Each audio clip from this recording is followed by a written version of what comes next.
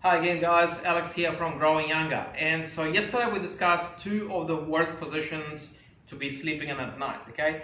Today I'm going to cover two of my favorite or in my mind the best positions for your spine to be sleeping in, okay? So number one is on your side. Now something like 60 to 70% of people sleep on their sides, okay? Which is fine. Side sleeping is absolutely fine. Now this is how to make it even better, okay? So sleeping on the side, so you're directly on the side of your body. Now to make it even more comfortable for your spine, you take another pillow, probably more like a small thin pillow, and put it between your knees. Okay? So that actually helps to stabilize your pelvis, and it takes a little bit of pressure off your lower back. So try this. Chances are it will probably make you feel more comfortable when you're falling asleep. Okay? So on your side, another pillow between your knees.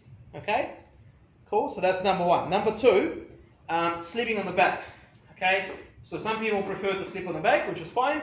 Now, problem with sleeping flat like this is sometimes it actually puts a little bit of pressure on your lower back. It kind of curves your back a little bit in that position. Okay, so if you notice that this is uncomfortable, you can put a cushion, a little pillow under the knees.